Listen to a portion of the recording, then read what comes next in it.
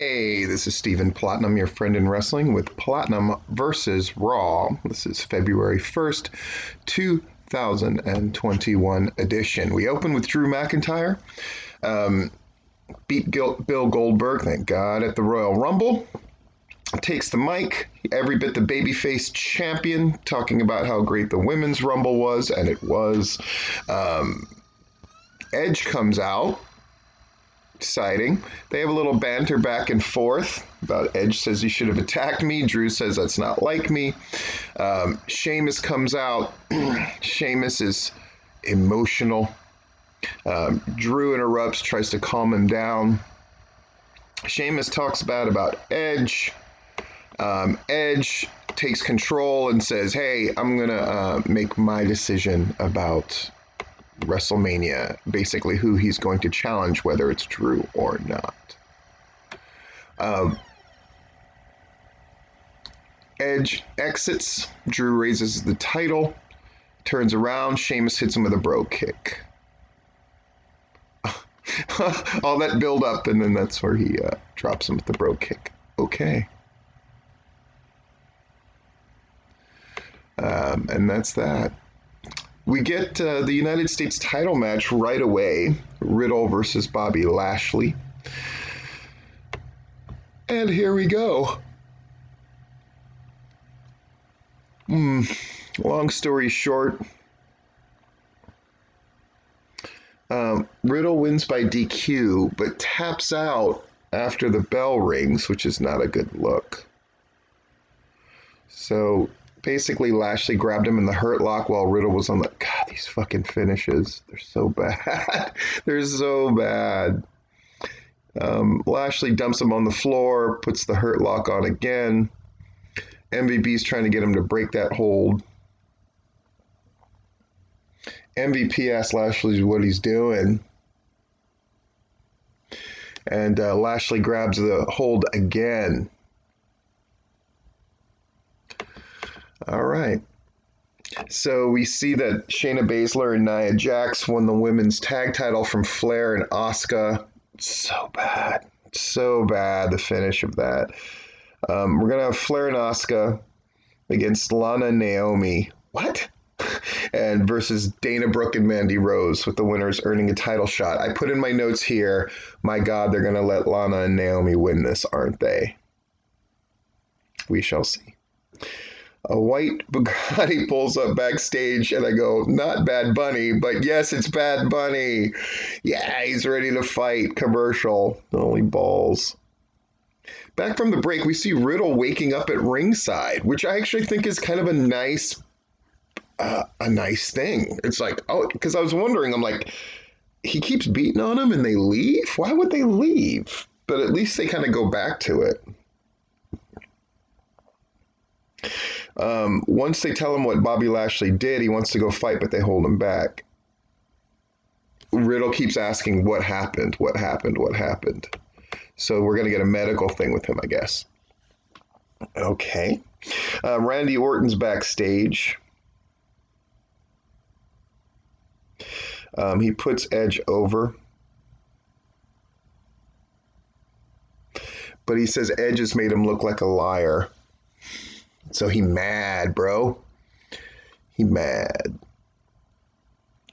They're going to do Edge and Orton for tonight's show, using one half of this show to promote the other half, in this case, the main event. Christ almighty. Xavier Woods and Kofi Kingston are backstage. And I know you might be saying, well, how else are they supposed to do it? Because of the Rumble and because of the blah and blee, blee, blee. And at least they didn't throw Orton into the first segment to make it even messier. I'll give them that.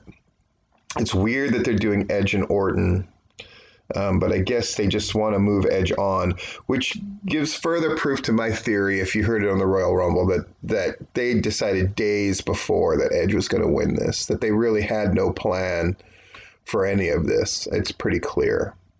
It's pretty clear that Edge and Orton were supposed to have their rubber match at WrestleMania. Everything was set up for that, and now they're in sort of a tizzy about it. Xavier Woods and Kofi Kingston are backstage. Basically, Retribution's up 2-1, but he's going to go take care of that. Kofi talks about Mustafa Ali. By the way, the fact that the New Day had kind of Brody Lee inspired gear for the Rumble and they're auctioning it off for charity. Just class acts all the way. When you think about everything that New Day has done, it's really remarkable. Really remarkable. We got Xavier Woods versus Mustafa Ali. A very good match. That should not be overlooked. They really do a great job. And you know, my man Slapjack's there, so I'm super excited.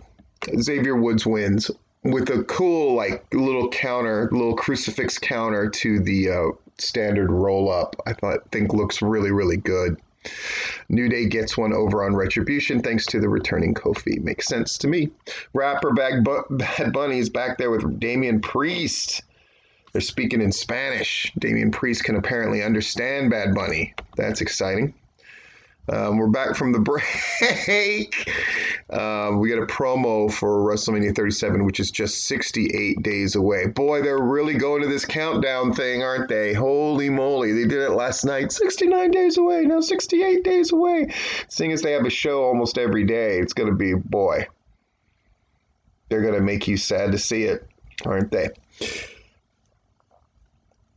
Drew's going to give an exclusive interview later tonight. Exclusive as opposed to what? It's weird. Weird.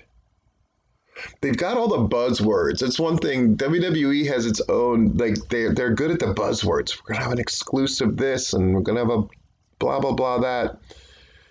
Huh. So Miz comes out with his Money in the Bank briefcase, and John Morrison's out next. They talk about Bad Bunny. Holy fuck, they're continuing the Bad Bunny thing. Bad Bunny makes his way to the ring.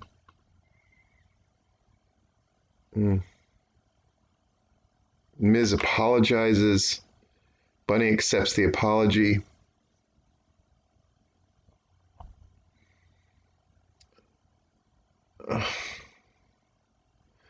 Miz says he heard that Bunny wants to become a WWE superstar. Bunny says that's one of his dreams.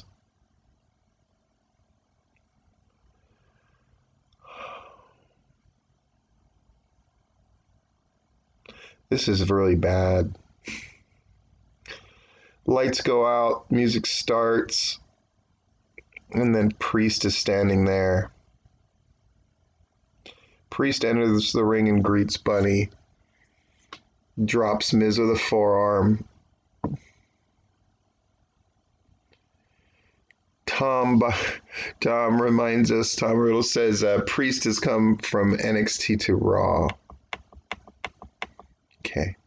Damian Priest versus The Miz. We know who's going to win this. Damian Priest wins. Yay. Here's the big wins you get when you get out of NXT. Hits the Reckoning, which is basically his Crossroads. Whew.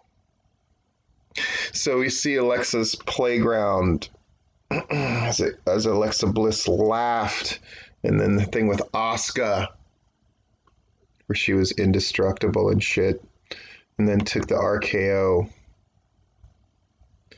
We're going to have Bliss versus Nikki Cross tonight. Okay. Lucha House Party versus Cedric Alexander and Shelton Benjamin for the Raw Tag Team titles. This is a foregone conclusion. The Hurt Business win. MVP Shelton and Cedric are celebrating, but MVP and Cedric are kind of having a little bit of words.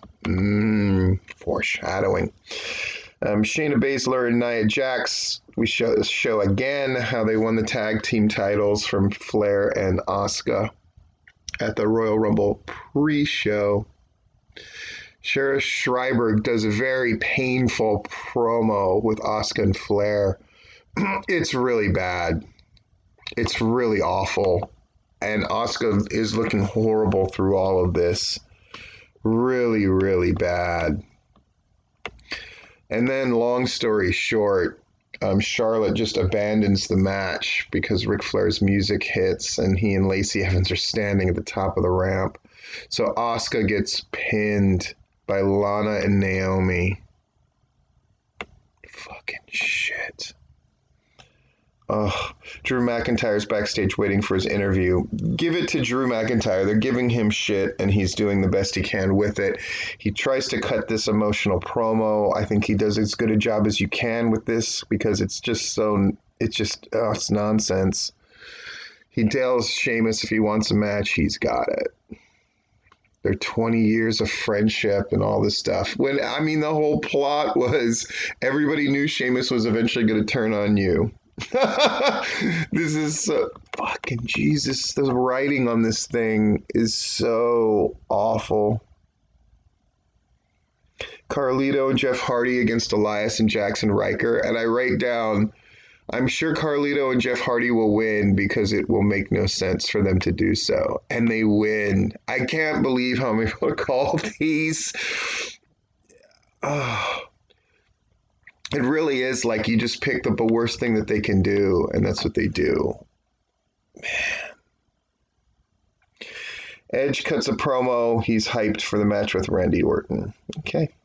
Alexa Bliss and Nikki Cross.